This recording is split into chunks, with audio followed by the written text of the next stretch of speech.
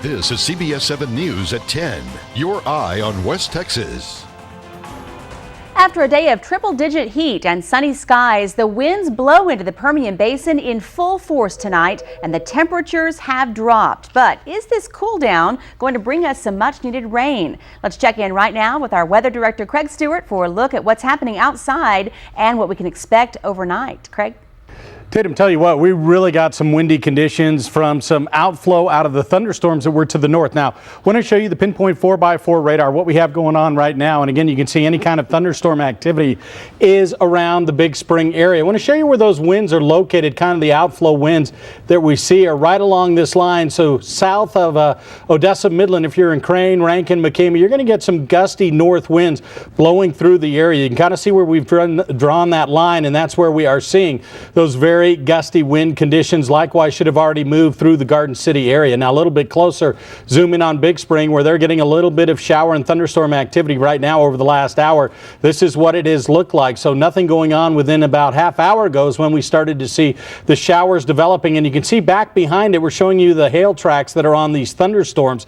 So go ahead and we'll take off the radar. You can see the hail is definitely to the east and north of the Big Spring area. That is the good news right now, and that's the only place it's getting any kind of shower and thunderstorm activity. Again, on that outflow boundary that we're looking at is right along a line right here. So if you're down around the Crane area, McCamey, Rankin, Big Lake, you're going to be seeing some gusty winds as the outflow comes around the area. But as you look out a little bit further, any kind of thunderstorm activity is in the northern and northeastern portion of the Permian Basin, and that's kind of where we expect it to stay overnight and start diminishing in intensity.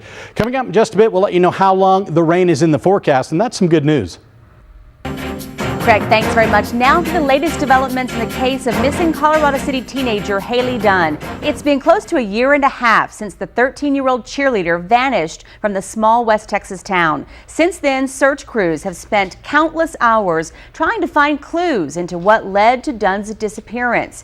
Even large nationwide organizations, including the Lara Recovery Center, have stepped in to search. Meanwhile, the case has made national headlines as broadcasters and TV hosts plead with the public for any new information in this case.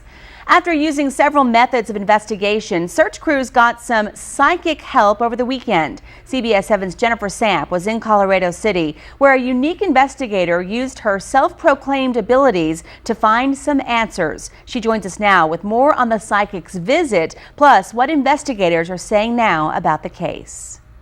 Meet Gail St. John. Gail is nationally known for aiding searchers in finding their loved ones by using a combination of her psyche and her cadaver dogs. And I said yes, I'd be honored to be able to come in and try to help. She says the search for Haley consists of sensing the teenager's energy. Blindfold yourself and have people walk in your room and walk back out. You're going to know who it was in your family. You're going to know exactly who it was. That's the feeling.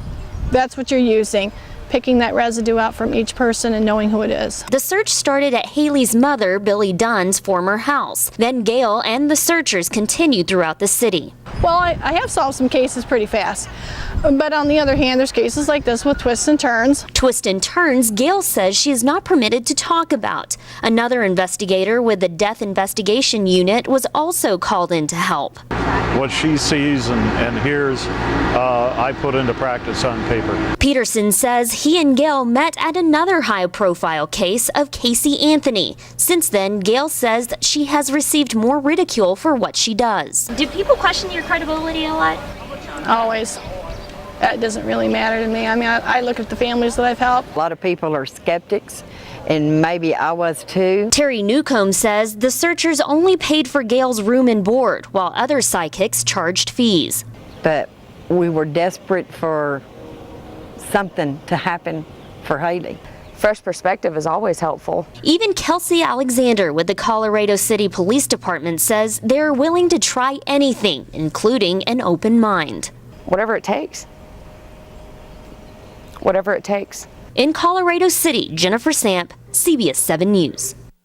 Jennifer, thanks. The last person who claims to have seen Haley Dunn before she disappeared is Sean Atkins, the boyfriend of Haley Dunn's mother. So far, he remains the only named person of interest in this case. The Haley Dunn search is not the first high-profile case for Gail St. John. St. John and her search team went to Orlando to search for Kaylee Anthony. St. John started at the Anthony's home just around the corner from where the site where Anthony was found 4 months later. She claims she had an overwhelming feeling while searching in that wooded area. New tonight at 10 o'clock, 2 people are dead after a rollover crash this weekend. It happened about 5:30 Sunday afternoon on Interstate 10, 9 miles east of Balmorhea. Now take a look at these street team pictures taken of the crash. DPS troopers say a tire blowout caused the driver to lose control of the SUV and roll several times. The driver, 27-year-old Nancy Ailman of El Paso, and passenger, 27-year-old Lorena McEdward, were pronounced dead at the scene. 1 adult and 4 children were taken to the hospital. DPS troopers say the 3 adults were wearing seatbelts, but the children were not. A Stanton man is headed to prison after pleading guilty to immersing a toddler in scalding hot water. According to the Martin County Messenger newspaper, 25-year-old Dominic Robert Pena will serve 8 years in prison. He admitted to immersing the child in scalding water back in November. The child was taken to a Lubbock hospital with 1st and 2nd degree burns on 15% of his body. The child has fully recovered from those wounds.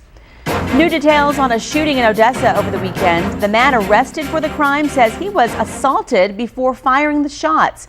The shooting happened on Saturday at the Western Oaks mobile home. The arrest warrant affidavit states that Oscar Domingo Balderaz claims he was hit by a rock while trying to break up a fight involving a family member. During the incident, Balderaz says he fired several shots into the ground.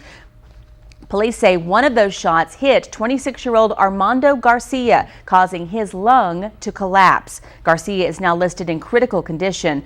Balderaz is charged with aggravated assault with a deadly weapon. According to the Odessa American, he was released yesterday on a $25,000 bond. New tonight at 10 o'clock, a small community comes together tonight to voice their concerns about a company that they say has caused damage to their homes and businesses. A meeting was held at the Cayenosa Community Center tonight concerning the operations performed by Applied Research Associates at the Pecos Research and Testing Center. One of the company's main operations is diamond powder synthesis, which requires an explosion to create polishing powder used for items such as LED lights. Residents complained to officials about the noise and vibration that comes with these explosions. Some even say it's caused damage to their homes. The company is now using weather balloons to determine how far the noise and vibrations will carry. So we have about 8 monitoring stations around Cayenosa and towards Pecos as well. And they show that we are doing a lot better job than we were about 2 years ago controlling the noise levels. The Pecos County site is one of 2 sites in the country that conducts these types of explosions. The center also tests motor vehicles and military body armor.